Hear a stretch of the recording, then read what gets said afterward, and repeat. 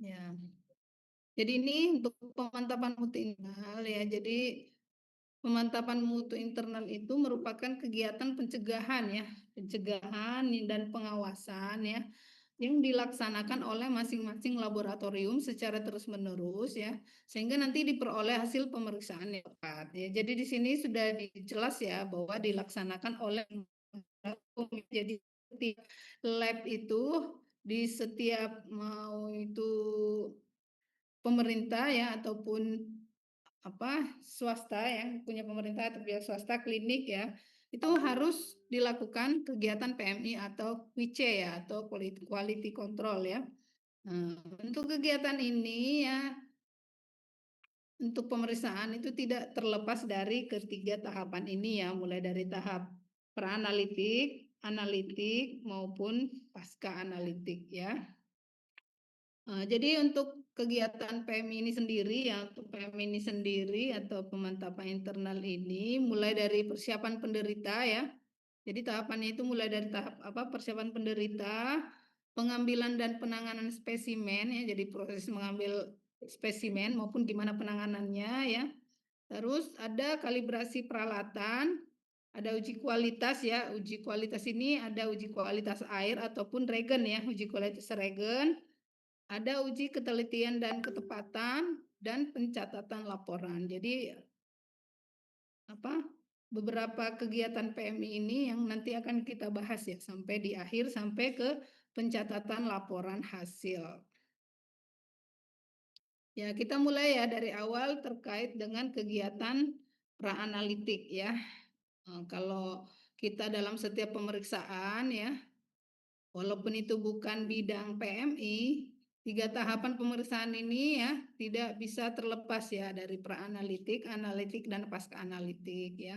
Kalian kalau misalnya sudah semester 5, berarti sudah sering ya, mungkin sudah menguasai lah tiga tahapan ini. Jadi harus bisa membedakan ya kegiatan-kegiatan apa saja yang ada di praanalitik, analitik, pasca analitik. Jadi harus bisa dipahami ya dan bisa dikuasai yang mana tiga kegiatan pada tiga tahapan tersebut ya.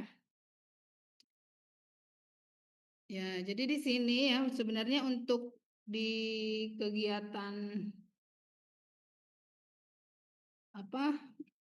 mulai dari persiapan pasien ya, tadi kan udah dibahas ya terkait persiapan pasien ya. Namun sebelum masuk ke persiapan pasien itu kan setiap pasien ada formulir dulu ya. Berarti formulir dulu ya. Itu mengecek ya, dilakukan pengecekan kembali, diteliti ya, apa formulir si pasien ini lengkap atau tidak ya. Ya, seperti mengecek identitas ya, jadi identitas, nama, umur, gender ya, alamat, nama dokter pengirim ya, alamat dokter ya, persangkaan atau penyakit apa,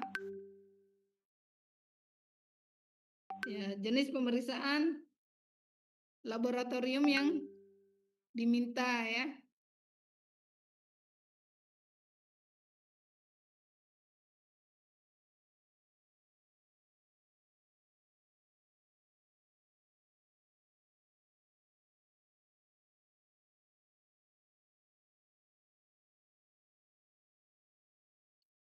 Ya, terus ya ini sebelum masuk ke persiapan pasien ya, ya jadi itu bagian yang harus diperhatikan ya, mulai dari formulir ya, terus sampelnya yang harus diperhatikan ya, sampel yang dikonfirmasi ulang jenis sampelnya ya, apakah harus diambil dan diperiksa dengan jenis pemeriksaan apa ya, kondisi dan bagaimana penyakit pasien itu ya. Misalnya di sini ya, pemeriksaan glukosa darah pada pasien ikterik ataupun serum lipemik ya.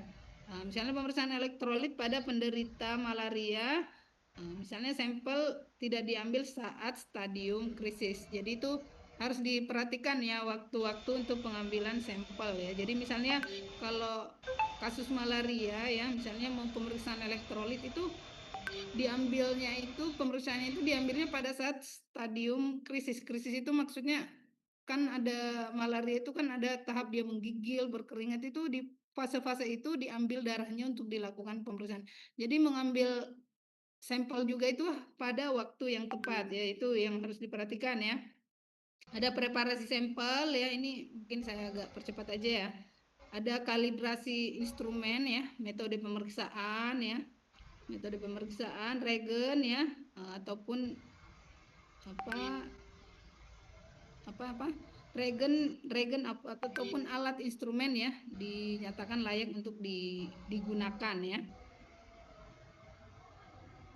Nah, terus harus dipastikan juga ya untuk uji presisi dan akurasi terhadap instrumen, regen, dan metode pemeriksaan, yaitu sebelum dilakukan tahapan praanalitik, analitik, dan pasca analitiknya ya. Jadi di sini ada persiapan pasien ya, jadi persiapan pasien secara umum ya untuk kegiatan PMI kimia klinik ini ya. Jadi harus dipastikan ya, pertama itu pasien puasa selama 8 sampai 12 jam ya sebelum diambil darah ya. Terus yang kedua itu pengambilan spesimen ya, pengambilan spesimen darah sebaiknya pada pagi hari ya, jam 7 sampai jam 9 ya. Pada kegiatan ini selanjutnya itu harus disampaikan ya, jadi pasien yang puasa itu memang tidak mengkonsumsi obat ya, jadi menghindari obat-obatan untuk sampel ya. Jadi si pasien itu tidak mengkonsumsi obat ya 4 sampai 24 jam ya. Kalau misalnya untuk urinnya ini 48 sampai 72 jam ya. Terus menghindari aktivitas fisik yang berat. Jadi yang berat-berat itu harus dihindari ya aktivitas fisiknya ya. Memperhatikan efek postur ya, pasien duduk sekurang-kurangnya 15 menit sebelum diambil darah. Jadi ini juga berpengaruh ya, bisa berpengaruh terhadap hasil pemeriksaan ya. Jadi pasien itu dipastikan harus duduk 15 menit ya sebelum diambil darahnya. Karena ada juga beberapa penelitian ya, ada beberapa pemeriksaan mengambil darah pada saat duduk dengan yang berbareng itu memang ada pengaruh juga ya. Terus memperhatikan variasi di diurnal ya atau ACTH, renin, aldosteron ya, ini terkait dengan hormon biasanya ya. Jadi hal-hal ini yang harus diperhatikan untuk persiapan pasien ya secara umum ya.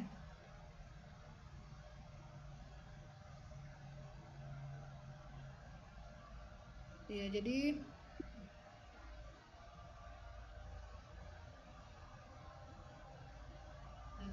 ini yang harus diperhatikan lagi ya terkait dengan pasien puasa selama 8 sampai 12 jam sebelum pengambilan darah ya.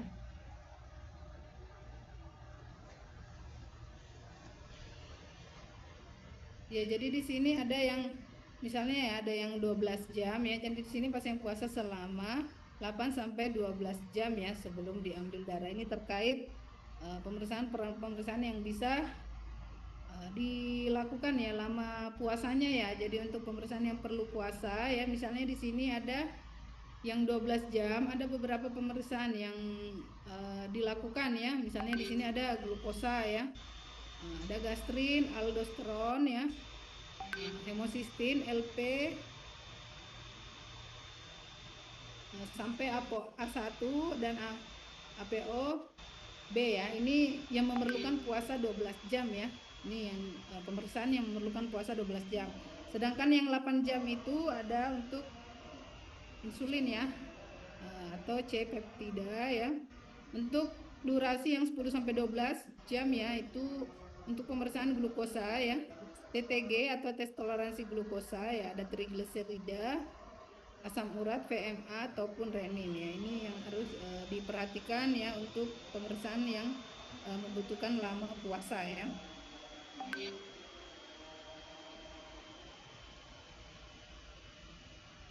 Ya, terus diperhatikan juga ya. Jadi sebelum spesimen diambil ya, jadi pasien itu dipersiapkan dahulu dengan baik ya, sesuai dengan persyaratan pengambilan spesimen ya. Berdasarkan pedoman praktek laboratorium yang benar, GLP ya. Jadi di materi saya juga sudah membahas terkait GLP ya, praktek laboratorium yang benar ya. Hal-hal yang harus diperhatikan apa-apa saja itu harus diperhatikan ya. Jadi di sini Untuk spesimennya bisa serum, plasma darah ya, urin ya, cairan otak atau likfor ya, cairan pleura atau cairan paru ya, sperma, bilasan lambung maupun cairan lainnya atau cairan asites ini ya.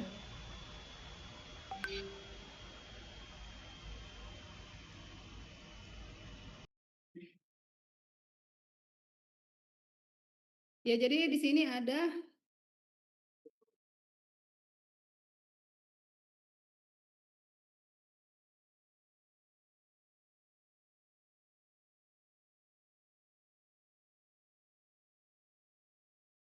benar ya. Jadi ini ada macam-macam spesimen ya. Jadi spesimen yang akan diperiksa di lab itu haruslah memenuhi persyaratan ya. Jadi satu jenis sesuai dengan jenisnya sesuai dengan jenis pemeriksaan ya. Jadi udah paham ya jenisnya apakah kita memerlukan darah atau urin atau yang cairan lainnya ya. Jadi sesuai dengan pemeriksaan yang akan dilakukan ya. Jadi tidak boleh jangan sampai tidak boleh salah ya.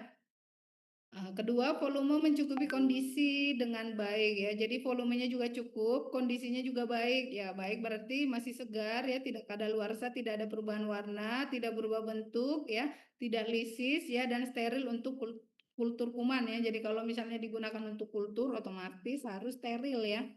Terus ketiga itu pemakaian pengawet atau antikoagulan yang tepat ya. Jadi harus menyesuaikan ya antikoagulannya kalau misalnya darah rutin ya otomatis pakai DTA ya, tapi kalau untuk kimia klinik biasanya hanya menggunakan serum ya, berarti kalau pakai tabung vakum yang tutup merah ya untuk serum ya,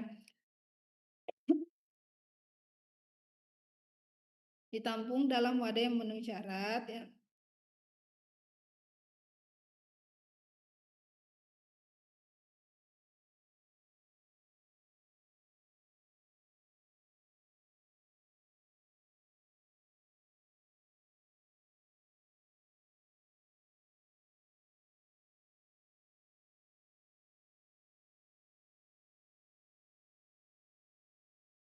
Pemakaian pengawet ditampung dalam wadah yang memenuhi syarat ya, identitas benar sesuai dengan data pasien ya. Untuk pemeriksaan dengan spesimen darah ya, berarti tidak boleh minum obat ya 4 sampai 24 jam sebelum pengambilan ya. Jadi harus menaati aturan ini ya supaya hasilnya itu nanti tepat ya. Terus pemeriksaan dengan spesimen urin itu tidak boleh minum obat 48 sampai 72 jam ya sebelum pengambilan ya. Jadi ada perbedaan durasi waktu ya untuk obat ini ya. Jadi kalau urin itu 48 sampai 72 jam ya. Untuk darah itu 4 sampai 24 jam.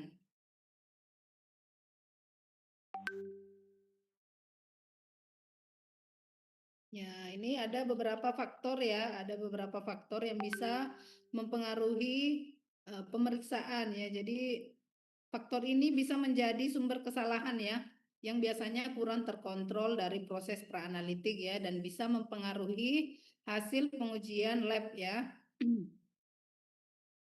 Dan biasanya faktor ini kadang tidak diidentifikasi ya oleh petugas atau staf laboratorium ya. Jadi ini biasanya terkait dengan variabel fisik pasien ya, variabel fisik pasien ya. Dan biasanya juga kita ketahui faktor praanalitik itu yang faktor yang terbesar ya, penyumbang kesalahan terbesar dalam suatu pemeriksaan ya. Jadi di sini ada makanan, obat-obatan ya, merokok ya, ada alkohol, aktivitas fisik ya. Ini bisa sampai ke tinggian tempat tinggal ya, demam, trauma ya. Jadi ada variasi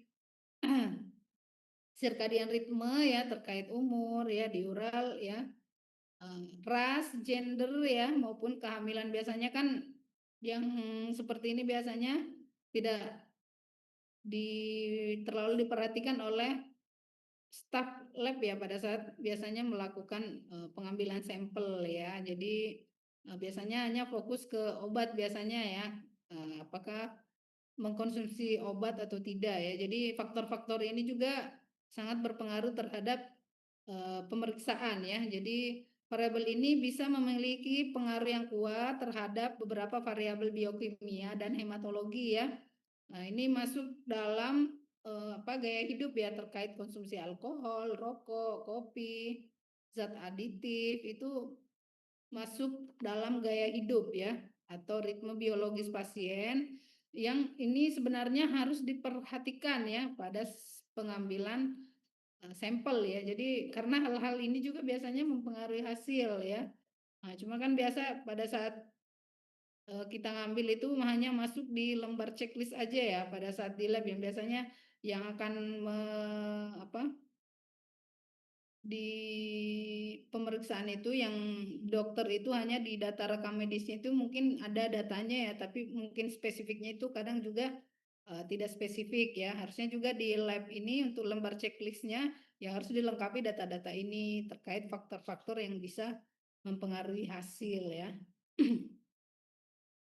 Kita masuk ke pengambilan spesimen ya. Jadi pengambilan spesimen ini ada beberapa yang harus diperhatikan ya, mulai dari peralatan, wadah, pengawet ya, pengambilan spesimen, waktu, lokasi, pemberian identitas ya, sampai ke pengolahan dan penyimpanan pengiriman spesimen ya.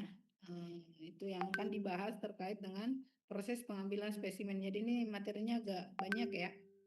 Pertama itu peralatan ya. Jadi peralatan yang digunakan itu harus memenuhi persyaratan ya. Peralatan ya berarti ini terkait dengan instrumen ya. Jadi pertama itu ketentuannya harus bersih dan kering ya. Tidak mengandung deterjen atau bahan kimia yang bisa mempengaruhi hasil ya. Terbuat dari bahan yang tidak mengandung zat-zat dalam spesimen ya. Jadi memang dipastikan bersih kering ya. Bahannya juga tidak menyebabkan perubahan dari spesimen yang kita ambil ya. Dia maksudnya bahan terbuatnya itu dari bahan yang misalnya tidak larut dengan urin ataupun dengan darah ya. Nah, terus sekali pakai ya, sekali pakai buang atau disposable ya, seperti spoit hanya disposable ya. Steril ya, ini terutama untuk yang kultur kuman ya. Jadi pastikan peralatannya itu tidak pecah atau retak. Terus mudah dibuka dan ditutup rapat ya, seperti kayak pot urin itu ya yang harus mudah dibuka dan ditutup rapat. Jadi mudah dibuka dan mudah ditutup ya.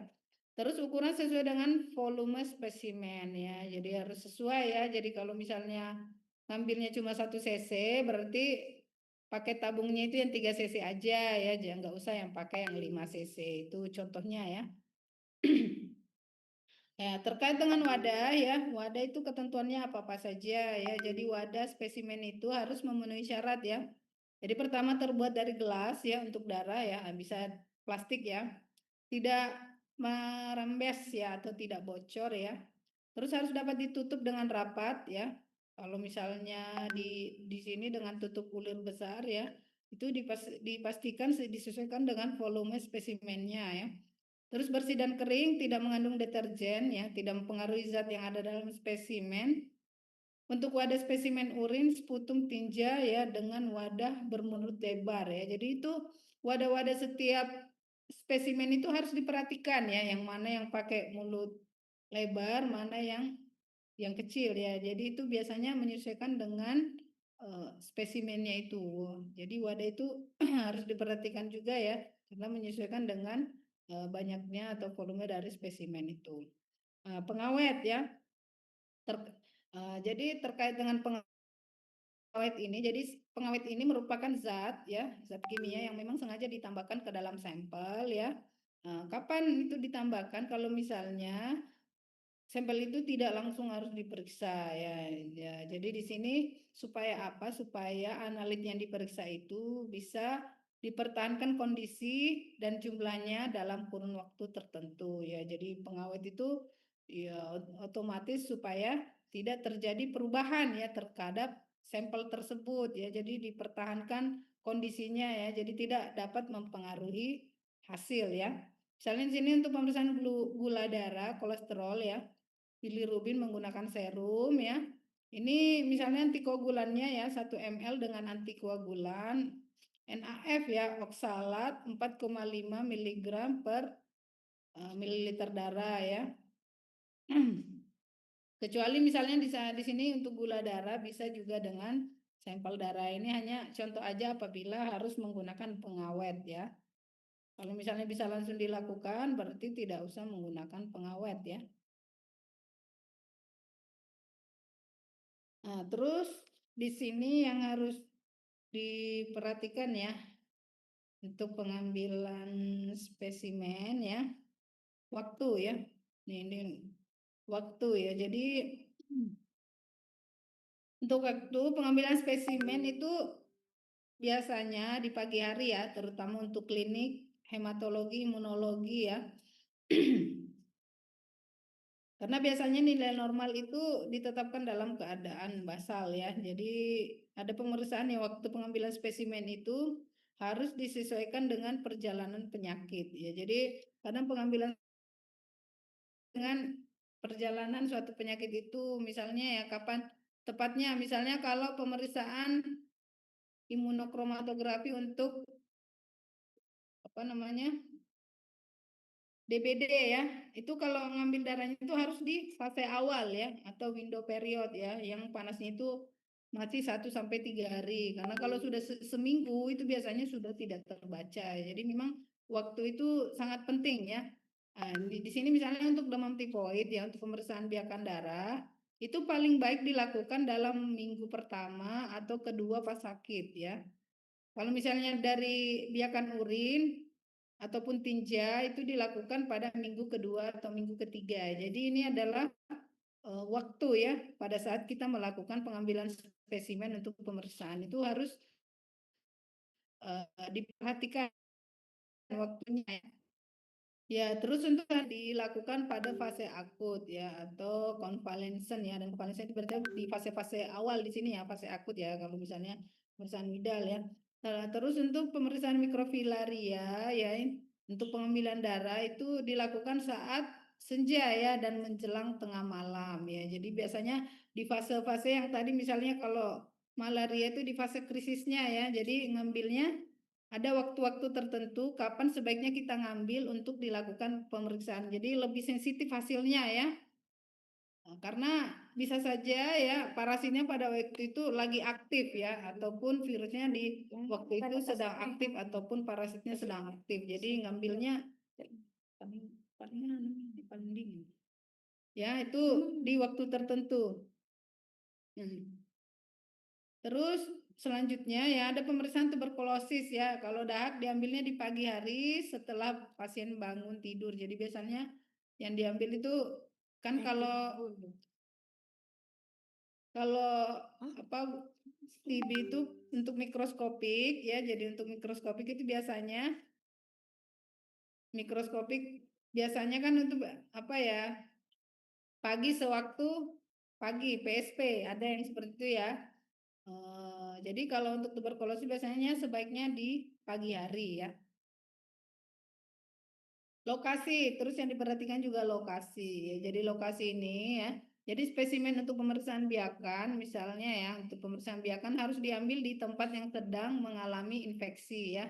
Kecuali darah dan cairan otak ya. Pengambilan darah lengkap untuk pemeriksaan mikrofilia dari kapiler jari tangan ya. Ini contoh aja ya yang disampaikan bahwa yang diperhatikan itu terkait lokasi juga ya. Jadi kalau misalnya ada infeksi ya berarti harus ngambilnya di pas daerah infeksi itu ya.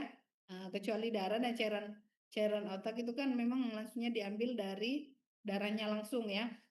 Terus pemberian identitas pasien spesimen itu adalah suatu hal yang penting ya. Jadi baik saat pengisian formulir, pendaftaran, pengisian label ya. Terus terkait dengan formulir ya, formulir permintaan pemeriksaan lab ya itu sebaiknya memuat ya. Jadi data-data yang harus dimuat pada formulir permintaan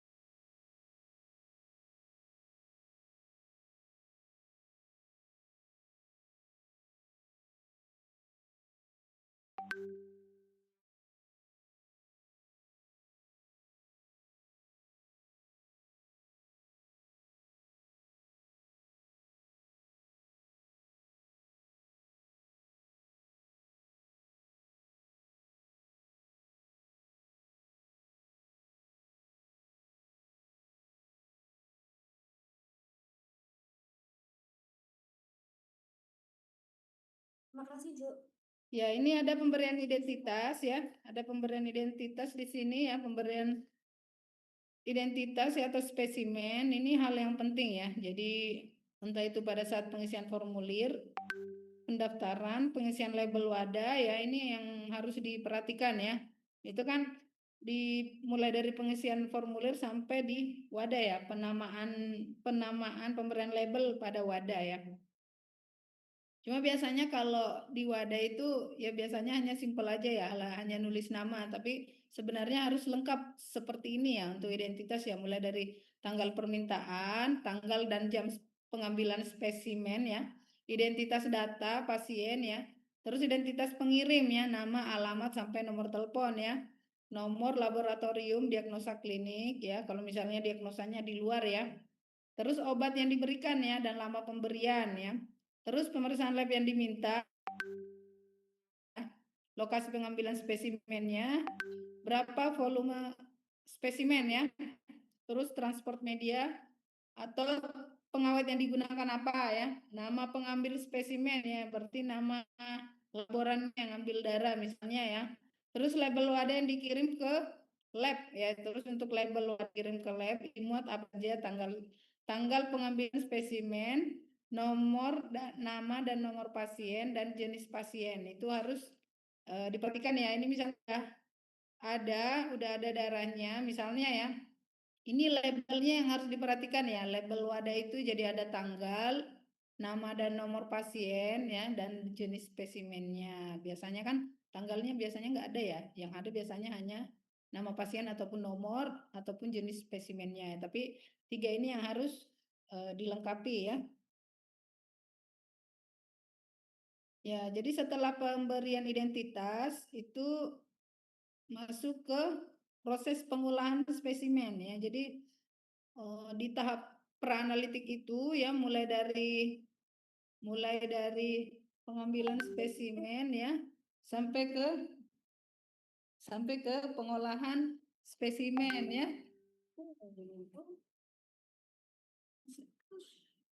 sampai ke pengolahan spesimennya ya. Ya, jadi untuk pengolahan spesimen ini harus diperhatikan ya. Apakah yang kita ambil itu serum, plasma, ataupun darah ya. Nah, kalau serum ya mungkin kalian udah pada tahu ya, di kimia klinik kan udah sering ya untuk mendapatkan serum itu SOP-nya seperti apa ya. Ya, jadi kalau serum itu darah dibiarkan di suhu kamar dulu 20 sampai 30 menit ya. Lalu disentrifus 3000 rpm selama 5 sampai 15 menit. Ya, ini yang selalu kalian lakukan ya untuk ngambil serum ya. Nah, cuma biasanya kesalahannya itu pada saat misahin serumnya itu dengan darah ya, sampai terjadi hemolisis ya. Itu kalau pada saat biasanya bagus serumnya benar, tapi pada saat dipindahin ke tabung yang baru untuk dipisahin serumnya itu biasanya yang terjadi kesalahan ya. Jadi kesalahan yang terjadi itu adalah kesalahan teknik ya. Jadi pemisahan serum itu dilakukan 2 jam setelah pengambilan spesimen ya. Jadi serum itu harus memenuhi syarat ya, tidak merah dan tidak keruh ya. Udah jelas ya, tidak merah dan tidak keruh, berarti tidak boleh terjadi hemolisis ya. Hemolisis ringan saja tidak boleh ya, apalagi hemolisis sedang atau berat ya, itu diperhatikan ya. Kalau ngambilnya plasma ya berarti harus dipastikan itu volume antikoagulan ya. Misalnya di sini DTA harus sebanding dengan volume darah yang diambil ya. Jadi ini misalnya ada plasma 2 mg DTA dalam botol dialirkan dalam 2 mili darah vena ya tanpa melalui jarum ya. Tutup botol dan campur dengan antikoagulan DTA 60 ya. Lebih ya. Terus ambil darah untuk pemeriksaan langsung dari botol dan tutup botol segera. Bila pemeriksaannya ditunda disimpan dalam lemari es. Tapi sekarang modelnya kan tabungnya itu sudah bercampur antikoagulan ya. Ini misalnya kalau tabungnya belum bercampur antikoagulan, itu harus sesuai dengan perbandingannya ya. Berapa perbandingan antara darah dengan antikoagulan. Jadi misalnya ya kalian pakai tabung ya, tabung yang antikoagulannya sampai batasnya itu 3 cc, berarti harus ngambil darahnya itu 3 cc ya. nggak boleh 1 cc karena bisa terjadi pengenceran ya, karena tidak sesuai dengan volume darah dengan volume antikoagulan itu. Kan di tabung yang mungkin di lab yang disediakan itu kan udah ada antikoagulannya ya, itu harus sebanding seharusnya ya. Jadi kalau misalnya itu untuk 3 cc berarti ngambilnya 3 cc biar tidak terjadi pengenceran ya. Terus selanjutnya darah yang diperoleh itu ditampung dalam tabung yang berisi antikoagulan ya yang sesuai ya. Kemudian dihomogenkan dengan membolak-balikkan tabung 10 sampai 12 kali secara perlahan dan merata ya. Jadi kalau nggak bisa dihomogenkan langsung berarti pakai rotator ya, kan ada rotator sendiri ya. Eh, untuk menghomogenkan ya darah dalam tabung ya itu. Jadi bukan dikocok ya, tapi dihomogenkan ya. Ini masih dalam proses tahap praanalitik ya. Jadi masuk di bagian pengolahan ya. Jadi setelah pengolahan baru ke penyimpanan ya. Jadi ini panjang ya. Karena kalau bercerita terkait pemantapan mutu berarti semua tahapan ini harus dijaga SOP-nya atau dilakukan SOP-nya yang benar ya supaya hasil yang kita lakukan keluarkan itu akurat ya. Nah, terakhir di praanalitik itu ya, itu ada penyimpanan dan pengiriman spesimen ya. Kalau misalnya tidak langsung diperiksa ya, ataupun harus dikirim darahnya itu, misalnya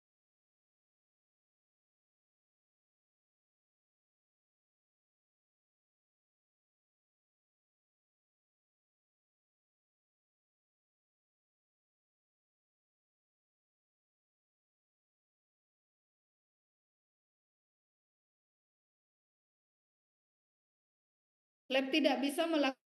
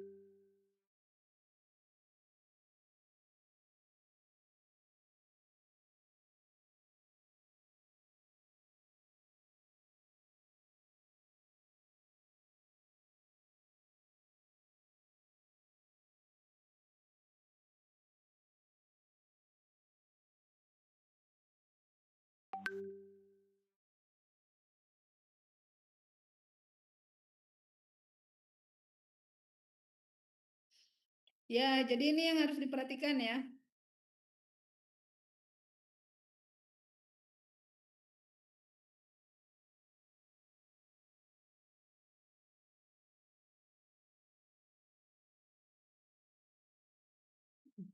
Ya, jadi di sini ada cara penyimpanan spesimen ya.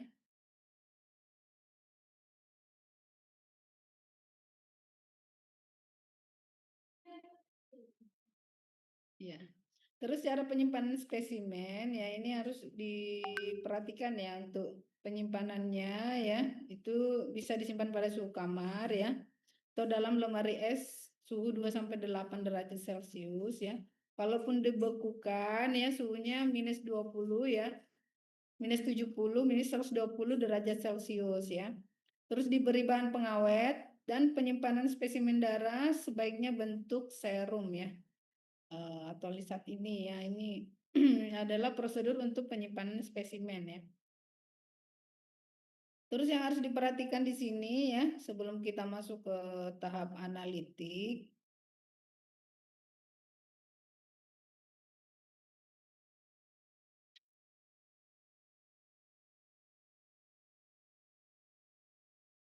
terkait stabilitas ya. Jadi ini ada stabilitas ya, beberapa spesimen dan wadah ya yang dipakai untuk pemeriksaan lab dan stabilitasnya ya. Jadi ini ada beberapa pemeriksaan ya, jenis pemeriksaan, terus jenis sampelnya apa ya, wadahnya maupun stabilitasnya. Jadi nanti bisa diperhatikan untuk tabel ini ya. Ini misalnya aja ya untuk glukosa darah ya.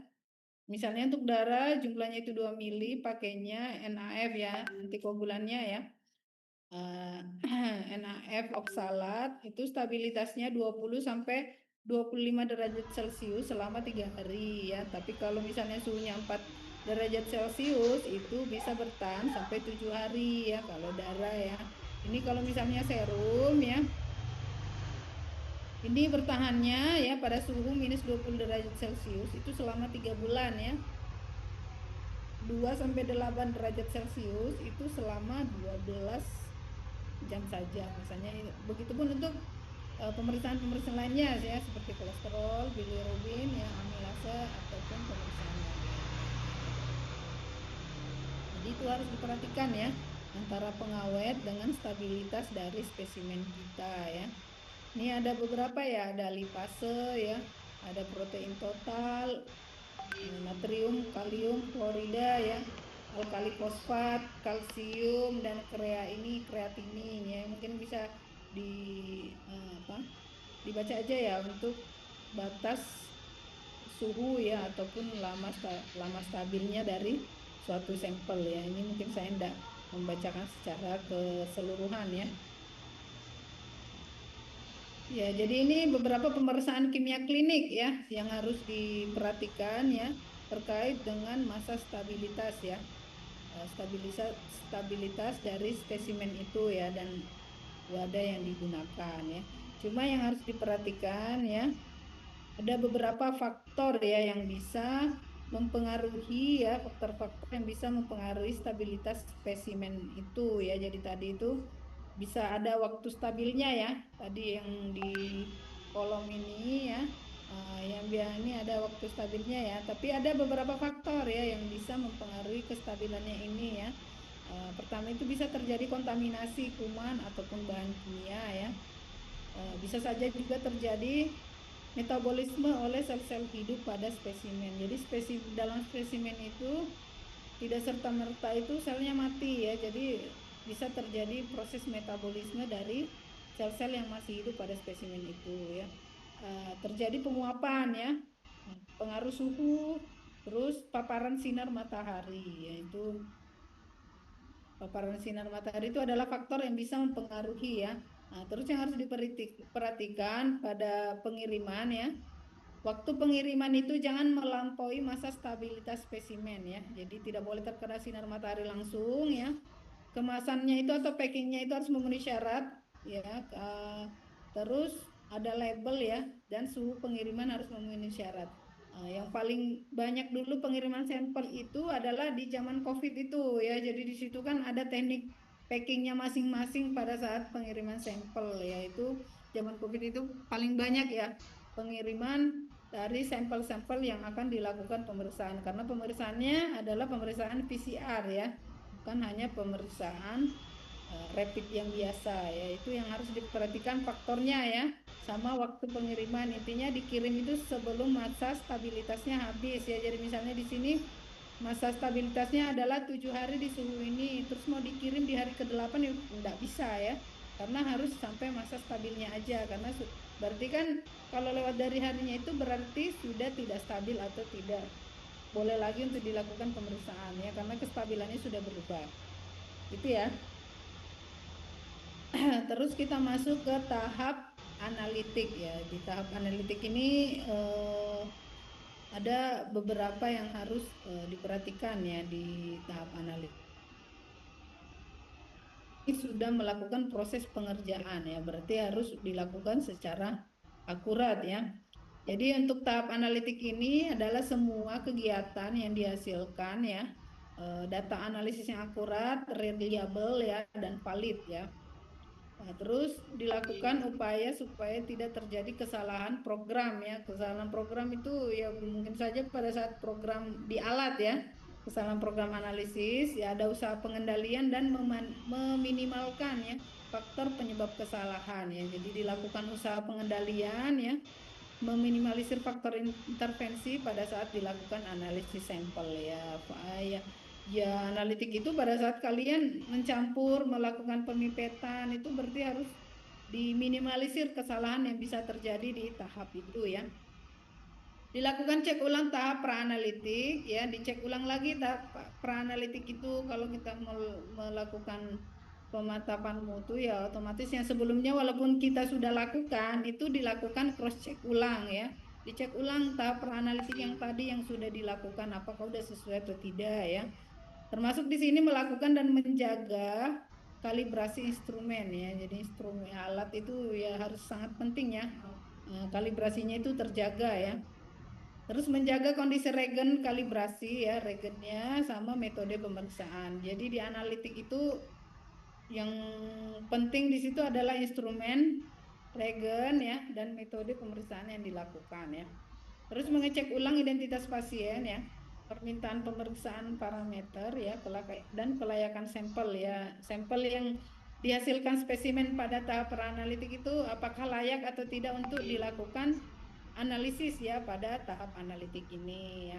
Jadi kalau sudah memenuhi syarat ya, baru sampel itu bisa dilakukan pemeriksaan ya. Apabila sudah benar dan sudah layak dilakukan operasional analisis sampel, baru dilakukan pemeriksaan ya. Jadi selama proses itu memang di tahap praanalitik ya, karena ada beberapa hal yang harus diperhatikan ya sebelum sampel itu dilakukan pemeriksaan ya. Ya, di sini di tahap analitik ini yaitu tadi ada beberapa yang harus diperhatikan ya. Jadi ada uji kualitas regensia ya. Ada uji ketelitian dan ketepatan ya. Terus ada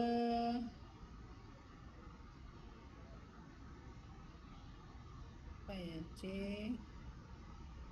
Bahan kontrolnya ya.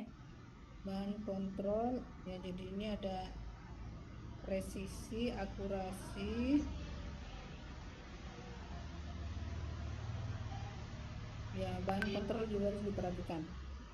Ya, jadi di sini terkait regen buatan sendiri ya. Misalnya di sini uji kualitas regensia. Jadi ini apa ya? Dibahas ya terkait misalnya ya, misalnya regen buatan sendiri, syarat-syarat yang harus dilakukan apa? Karena di sini masuk ke uji kualitas regensia ya. Jadi di apa namanya? Di dalam lab itu ya. Jadi ada regen yang digunakan di lab itu yang bisa memang dibuat sendiri ataupun dan ada yang sudah jadi ya. Cuma yang paling biasa dilakukan ya untuk pemeriksaan itu biasanya adalah regen yang memang sudah jadi ya. Jadi nggak mesti buat sendiri. Tapi kalau misalnya harus buat sendiri, ini yang harus diperhatikan ya persyaratannya ya. Bahan kimia anhidrat ya dengan cara dikeringkan dahulu dalam oven ya suhu 105 sampai 110 derajat Celcius minimal sampai 1 sampai 2 jam ya. Sebaiknya 1 malam ya didinginkan pada suhu kamar dalam deksikator ya. Jadi anhidrat di sini jadi memang harus dikeringkan ya. Ininya ya bahannya ya. Terus garam hidrat cukup dikeringkan dengan deksikator ya. Kalau dilakukan pengenceran ya diperhatikan kualitas air ya, tadi disebutkan tadi yang diperhatikan juga kualitas air ya. Jadi tidak boleh mengandung klorida, kalsium, logam ya. Jadi kalau misalnya air yang digunakan itu dipastikan tidak ada klorida, kalsium dan logamnya ya.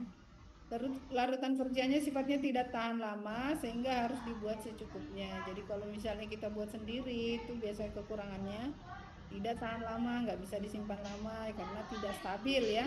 Jadi dibuat ya seperlunya aja ya. Karena masanya itu nggak lama ya, jadi tidak bisa bertahan lama. Jadi cepat aja ininya. Jadi biasanya dibuatnya itu sesuai kebutuhan aja ya. Penyimpanan regen ini bentuk stok ataupun bisa apa larutan induk ya. Terus untuk larutannya itu harus disesuaikan dengan wadah ya. Wadah regen dia harus diberi label ya, berisi nama, tanggal, paraf ya, pembuatnya siapa, dan harus ada diketahui sifat bahan kimia yang dibuat itu. Ini kalau misalnya kita membuat regen sendiri ya. Kalau regennya sudah jadi ya berarti yang harus diperhatikan adalah label ya. Kalau yang sering digunakan di lab kan di kimia klinik semuanya sudah jadi ya. Jadi yang diperhatikan itu label ya. Label etiket ya berisi nama, kode bahan, ya tanggal produksi, batas kadaluarsa ya.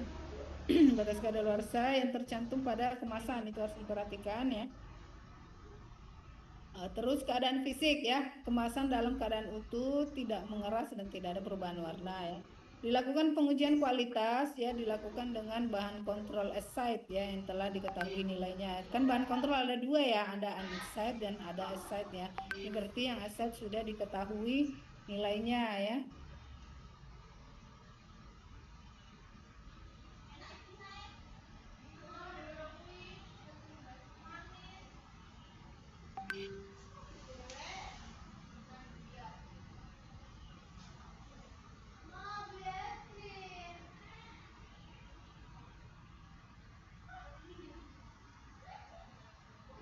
Ya, ini kita masuk ke uji ketelitian dan ketepatan ya. Jadi di tahap analitik itu ada uji ketelitian dan ketepatan ya. Mungkin di di mutu itu otomatis kita harus belajar presisi dan akurasi. Kalau presisi itu berarti merujuk pada ketelitian ya.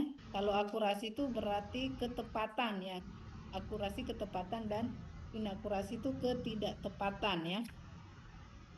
Uh, Kalau nilai presisi ini menunjukkan ya beberapa dekat suatu hasil bila dilakukan perulangan dengan sampel yang sama. Jadi ketelitian itu pemeriksaan yang berulang kali yang menghasilkan hasil yang hampir sama ya itu namanya ketelitian ya. Sedangkan untuk akurasi ketepatan ya dipakai untuk menilai adanya kesalahan acak ya atau sistematik ataupun keduanya ya. Jadi nanti kalian akan menghitung ini di kendali mutu ini ya. Terus nilai akurasi itu menunjukkan kedekatan hasil terhadap nilai yang sebenarnya ya, yang ditentukan oleh metode standar. Jadi ketepatan itu dapat mendeteksi ya dalam jumlah zat yang minimal itu berarti tepat ya.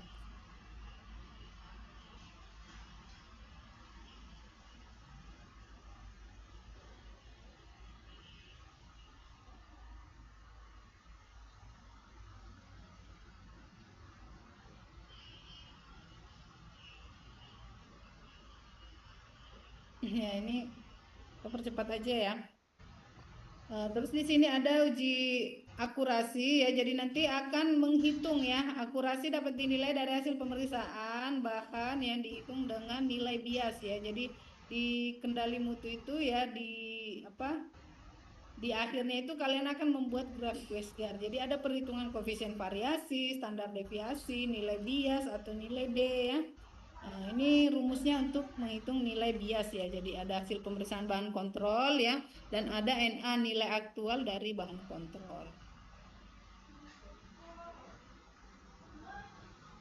Ya,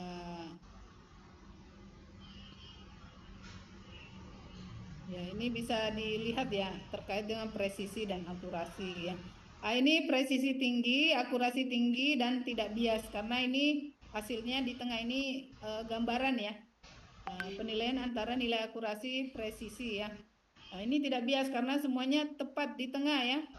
Sedangkan yang gambar B ini presisinya rendah, akurasinya tinggi dan tidak bias. Tidak bias karena dalam satu lingkaran ini ya. Namun presisinya rendah karena saling tidak berdekatan ya. Akurasi presisi rendah namun akurasi tinggi ya karena saling berdekatan ya. Nih gambarnya. C ini presisinya tinggi ya, karena pada titik yang sama ya, terlihat ya. Ini kalau misalnya dipanah ini tepat sasaran ya. Namun akurasinya rendah ya. Untuk presisinya ketelitiannya karena dilakukan berulang kali hasilnya di tempat itu ya. Namun tidak sampai di tengah ya, tapi di luar ya. Makanya akurasinya rendah ya dan bias karena di luar ya. Nah, tidak tepat sasaran. Kalau di gambar D ini semuanya rendah ya. Presisinya rendah, akurasinya rendah dan bias ya. Jadi tidak tepat sasaran. Ini perbedaan untuk gambaran dari presisi maupun akurasi ya.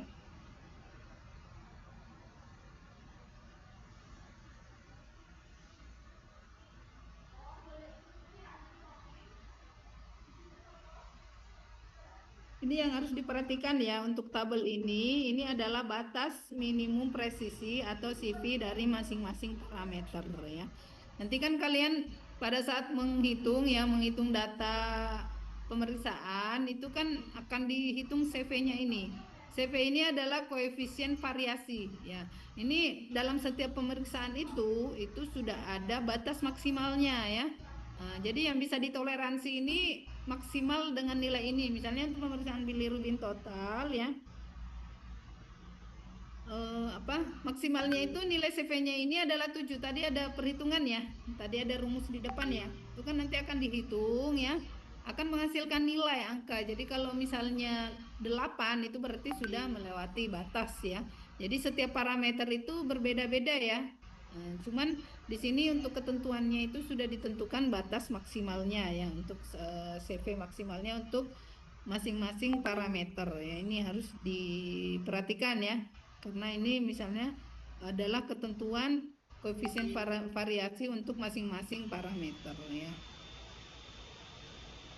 Terus yang pada uji ketepatan ya tadi untuk ketelitian ya. Ketepatan itu digunakan serum kontrol ya yang diketahui tentang nilainya ya. Jadi aside ya, kan ada yang unassigned jadi ada yang assigned ya. Assigned itu berarti yang diketahui nilainya ya. Jadi hasil pemeriksaan uji ketepatan ini dilihat ya apakah terletak di dalam atau di luar rentang nilai kontrol ya. Menurut metode pemeriksaan yang sama ya. Jadi di sini ada perbedaan ya. Jadi misalnya bila terletak di dalam ya, di dalam rentang nilai ya, maka dianggap hasil pemeriksaan bahan kontrol ini masih tepat ya. Jadi dianggap hasil pemeriksaan terhadap spesimen juga tepat ya.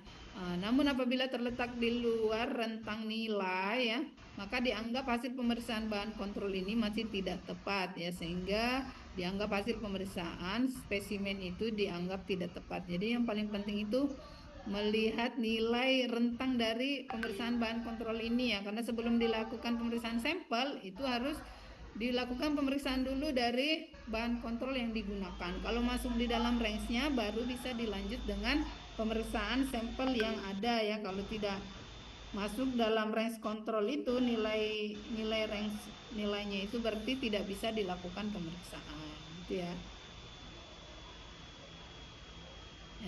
Terus di sini juga untuk menilai itu ada beberapa jenis kesalahan ya yang harus diperhatikan ya. Jadi ada 3 kesalahan yang bisa terjadi ya.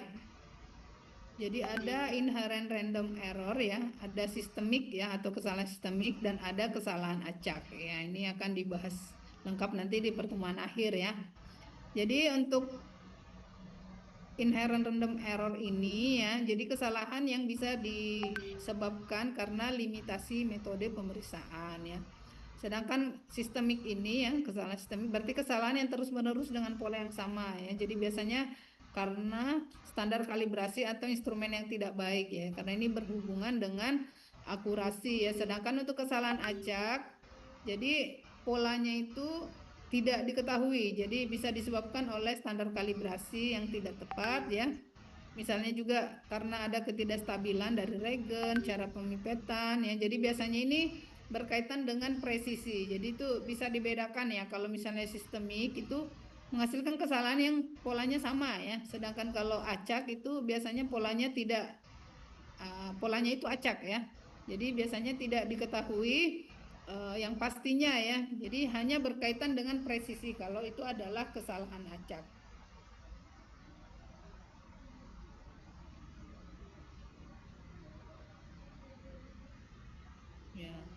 terus di sini yang harus diperhatikan juga membuat pulsera ya. Kalau misalnya harus membuat pulsera ya. Kalau ini masih bercerita bahan kontrol kalau misalnya menggunakan pulsera, tapi biasanya kan nggak pakai pulsera ya, yang langsung jadi ya. Cuma kan yang langsung jadi ya biasanya lebih mahal ya dibandingkan menggunakan pulsera. Tapi kalau menggunakan pulsera itu cara pembuatannya seperti ini ya. Jadi misalnya di sini langkah pertama ya, serum yang terkumpul ya 225 mili dalam labu Erlenmeyer dalam freezer ya, dikeluarkan, dibiarkan sampai mencair pada suhu kamar ya. Kumpulan serum ini diaduk dengan pengaduk sampai homogen ya. Pipet dan dibuang ya, dan buang serum kumpulan sebanyak 34 mili atau 15%-nya ya. Ini kan berapa banyaknya itu sesuai dengan berapa yang terkumpul ya. Ini disebutkan 15% aja ya.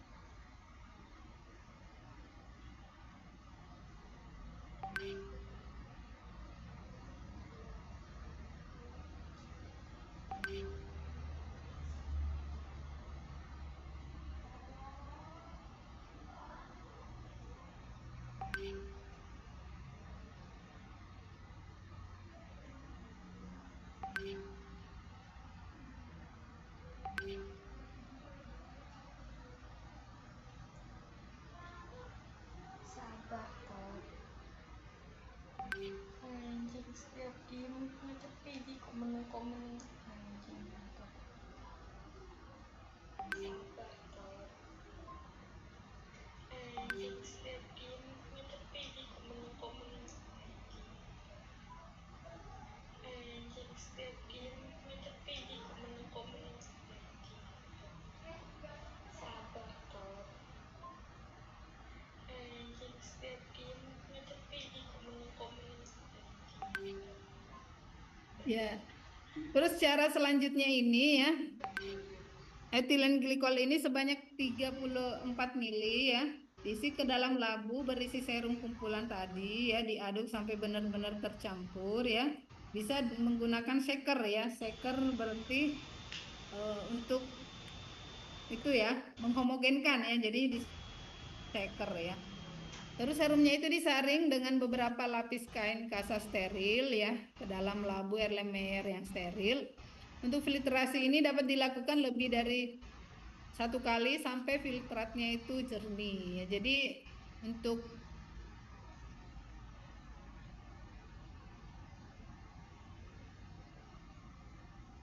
filtrasinya jadi boleh berkali-kali, intinya di sini sampai larutannya itu jernih ya. Filtrat itu berarti larutan yang udah disaring ya, sampai hasilnya itu jernih ya. Kapan berhentinya berarti sampai jernih. Kalau masih keruh berarti diulang lagi sampai jernih ya.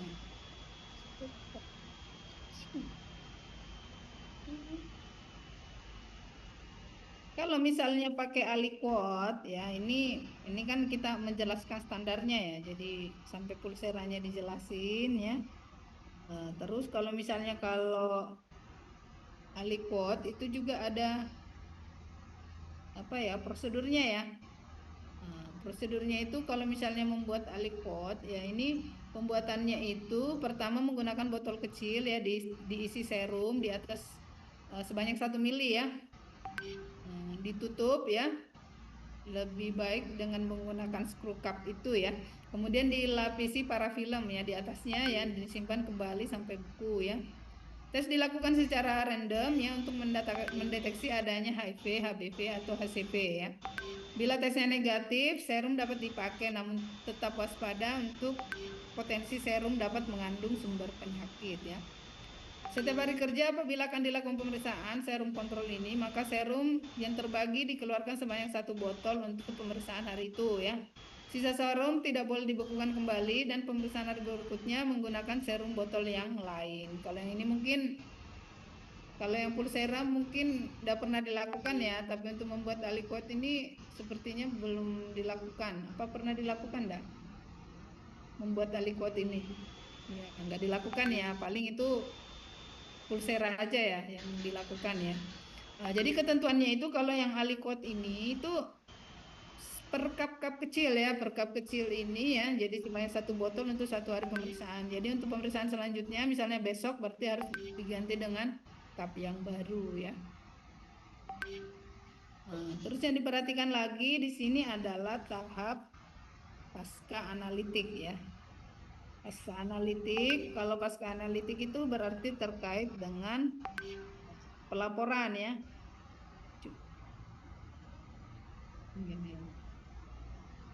Ya, jadi sebenarnya di tahap analitik itu ya, jadi di tahap analitik itu sebelum kita masuk ke tahap pasca analitik itu terkait dengan apa namanya? Terkait dengan kegiatan PMI itu ya, jadi harus dilakukan pengujian ya. Ini kan masuk di pasca analitik ya. Harus dilakukan pengujian sampai 25 kali pemeriksaan. Jadi ada periode pendahuluan dan ada periode kontrol ya. Nah, terus dari hasil pemeriksaan itu dihitung minnya berapa, SD-nya berapa ya. Satuan SD-nya, nilai CP-nya berapa, batas peringatan, batas kontrol ya. Nah, terus dievaluasi, dibikin grafik Lappi-Channing itu, terus dievaluasi hasilnya dengan Westgar Rule ya. Nah, itu misalnya dalam kegiatan pemantapan mutunya ya. Ini cuman materinya kita persingkat ya. Untuk Westgar Rule-nya nanti masing-masing individu harus membuat Westgar Rule itu ya. Jadi kemarin saya sudah memberikan contoh ya. Nanti dibuat seperti itu ya.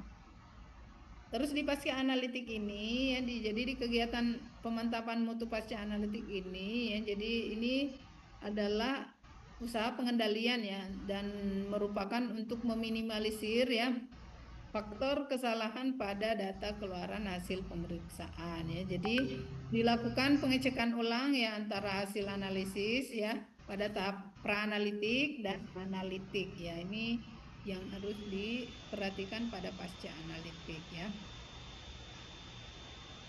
Jadi hal-hal yang harus diperhatikan pada kegiatan pencatatan dan pelaporan ini ya. Jadi pertama itu kesesuaian antara pencatatan dan pelaporan hasil pasien dengan spesimen yang sesuai. Jadi dilakukan pengecekan ulang ya. Jadi harus sesuai antara pencatatan dan pelaporan hasil ya dengan spesimen. Kedua itu penulisan angka dan satuan yang digunakan ya. Jadi nilainya harus benar ya, angkanya nilainya berapa, terus satuan yang digunakan berapa ya. Kalau misalnya glukosa nilainya misalnya 120 mg per dl ya, sesuai dengan satuan yang digunakan ya. Pencantuman nilai normal ya, jadi biasanya di lembar hasil itu, hasil pemeriksaan sudah ada range nilai normal di sampingnya ya. Nah, jadi harus ada pencantuman nilai normal. Terus pencantuman keterangan yang penting ya. apabila pemeriksaan dilakukan 2 kali ataupun sebagainya ya. Jadi di dalam lembar hasil itu di pelaporan itu diberikan juga keterangan ya. Kalau misalnya kalian ada hal yang penting harus disampaikan, jadi dicatat aja ya pada keterangan itu. Misalnya kalau sampel ini dilakukan pemeriksaan 2 kali, itu dicek ulang ya. Terus penyampaian hasil ya, penyampaian hasil. Terus waktu pemeriksaan, jadi waktu pemeriksaan itu harus dicatat kapan. Jadi harus ada dokumentasi juga arsip ya. Jadi biasanya untuk pengarsipan itu ada yang manual dan ada sudah by seal ya. By seal itu kan sistem informasi laboratorium itu mempermudah untuk searching ya, pencarian ya. Tapi kalau yang manual kan mudah ya, bisa langsung dibuka aja misalnya ya. Jadi biasanya untuk di rumah sakit atau di klinik itu tetap ada.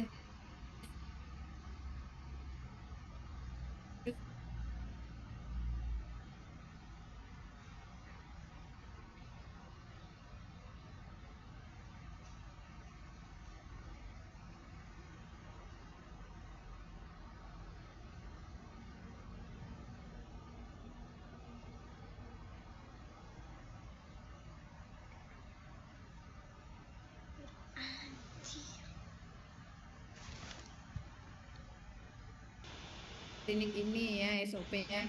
Nah, terkait untuk penilaian itu ya otomatis untuk dilakukan dulu perhitungan ya, perhitungan mulai dari periode pendahuluan ya, periode kontrol ya, terus dilakukan dibuat grafik level chaining-nya itu ya, dan dilakukan interpretasi sesuai dengan Westgar Rule ini ya. Jadi nanti untuk individu itu harus membuat ya, membuat supaya kalian paham ya. Di kendali mutu itu poin yang penting itu kalian bisa melakukan perhitungan ya, membuat grafik level chaining itu ya dari pemeriksaan itu dan melakukan interpretasi itu yang paling penting ya. Nah, jadi yang bisa dilakukan Westgar Rule itu adalah hasil-hasil pemeriksaan yang kuantitatif ya. Jadi nanti masing-masing individu harus membuat ya membuat terkait grafik level chaining ini ya. Terserah pemeriksaannya apa nanti ditentukan ya. Jadi untuk materi saya pikir cukup ya terkait dengan pemantapan mutu di bidang kimia klinik. Jadi ini tidak spesifik kimia kliniknya apa, karena ini adalah pemantapan mutu secara umum ya terkait kimia klinik ini. Jadi biasanya sudah ada ditentukan yang misalnya di sini untuk setiap parameter itu ya, jadi di sini ada pemeriksaan sampai 24 parameter ya. Dari tabel ya, dilihat dari nilai CV-nya karena masing-masing itu memiliki nilai koefisien variasi yang berbeda ya. Jadi untuk mendapatkan nilai ini otomatis harus dilakukan perhitungan ya dari pemeriksaan yang dilakukan ya.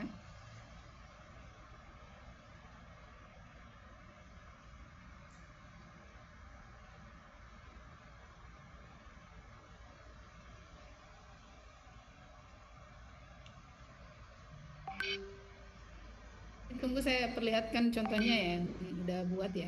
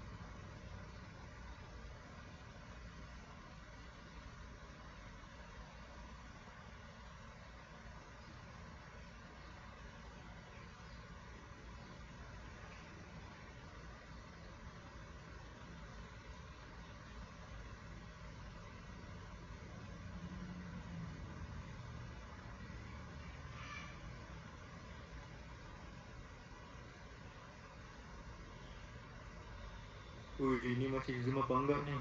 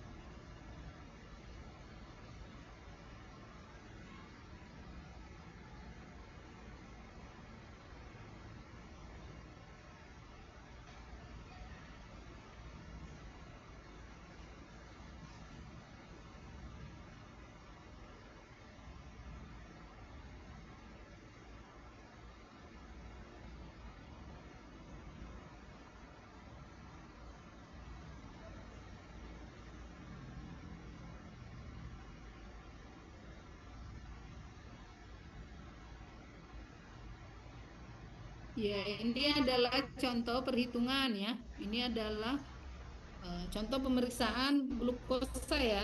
Kegiatan PMI, pemeriksaan glukosa ya. Jadi di sini ada dua periode ya. Jadi ada dua periode ya. ada periode pendahuluan dan ada periode kontrol ya. Jadi membuat grafik Levy-Jennings itu nggak boleh hanya periode pendahuluan aja yang ada datanya. Jadi keduanya ya, karena ke masing-masing periode ini akan berkontribusi terhadap grafik ini ya, terhadap grafik Levy-Jennings ini ya. Di sini ya. Jadi ada 26 data pemeriksaan ya. Jadi di sini ada 26 hari ya pemeriksaan ya. Misalnya pemeriksaan glukosa ini ada 26 ya. Dari sini kan akan dihitung ya, akan dihitung dulu. Ini kan XI itu berarti data ya, data pemeriksaan per hari. XI dikurang X itu berarti ini adalah pengurangan ya dari data XI dan data min ya. Data min itu didapatkan dari mana? Ini ya, dari pendahuluan ini, dari data XI ini rata-ratanya adalah ini ya, min. Min ya, itu adalah rata-ratanya ya. Terus akan setelah didapatkan XI dengan X ya per hari itu akan dipangkat duakan ya, XI dikurang X berarti pangkat duanya yang XI dengan X ini adalah hasilnya ya. Setelah didapatkan lalu dihitung ya, dihitung mulai dari minnya, nilai standar deviasi, koefisien variasi ya, nilai target dan nilai bias ya. Untuk nilai ini itu harus dihitung manual ya, dihitung manual menggunakan rumus ya, rumus yang tadi disebutkan ya, yang sebelumnya di penjelasannya ya sudah ada itu, masing-masing dimasukkan rumusnya. Ini adalah hasilnya ya, ini misalnya hasilnya sudah muncul ya. Setelah itu dihitung juga ya berapa nilai 1 plus minus 1 SD ya, ini berarti masih batas penerimaan ya. Terus di plus minus 2 SD itu berarti berwarna kuning ya, itu adalah batas peringatan ya dari dari pemeriksaan ini ya. Kalau misalnya sudah di merah ini ya, di batas merah ini berarti itu adalah nilai standar batas peringatan ya. Ini di periode pendahuluan itu harus dihitung seperti ini dengan lengkap, karena perhitungan ini akan dituangkan pada grafik Levy-Jennings ini ya, yang terlihat di gambar ini ya.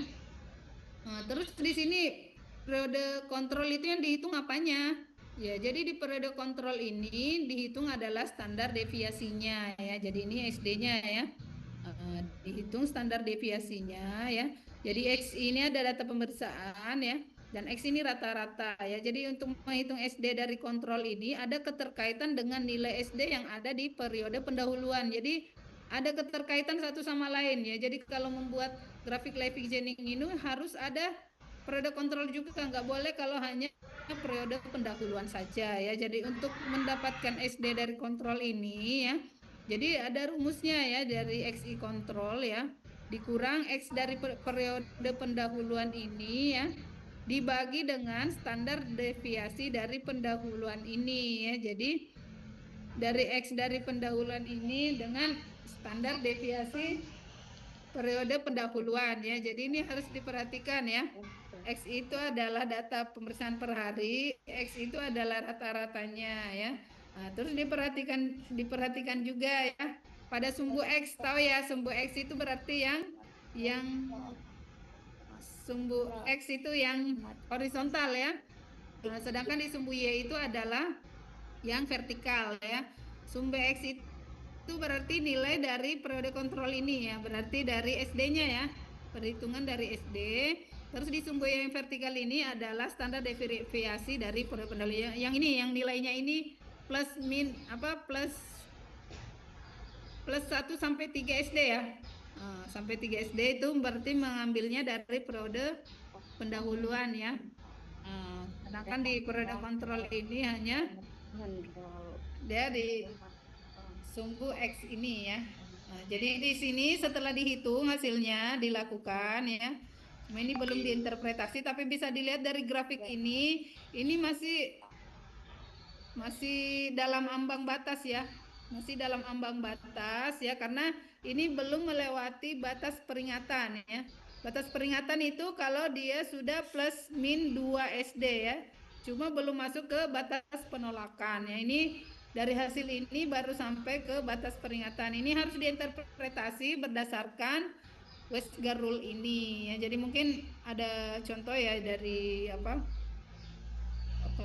dari materi saya terkait standar PMI ya, PMI atau pembuatan dari grafik Westgard ini ya. Jadi selama belum masuk ke plus minus 3 SD itu kan udah penolakan ya. Kalau masih dalam 1 plus min 1 SD ini masih penerimaan, berarti aman ya. Tapi kalau sudah sampai ke melewati plus 2 plus min 2 SD ini itu berarti sudah masuk ke batas peringatan ya. Ini hasilnya ini yang min ini masih sampai di dalam range ya, belum masuk ke batas peringatan gitu ya. Jadi nanti kalau masing-masing individu membuat yaitu sampai ke interpretasinya berdasarkan grafik rule ini. Nah, mungkin itu saja ya materinya. Ada yang mau di atau bingung?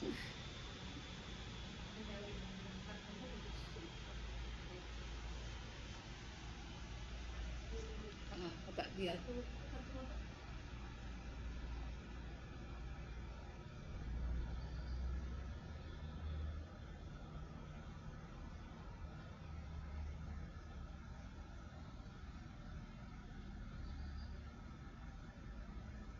Materi saya hari ini ya, terima kasih ya untuk partisipasinya ya. Nanti silakan membaca atau mengeksplor kembali ya terkait materi pemantapan mutu internal di bidang kimia klinik ya.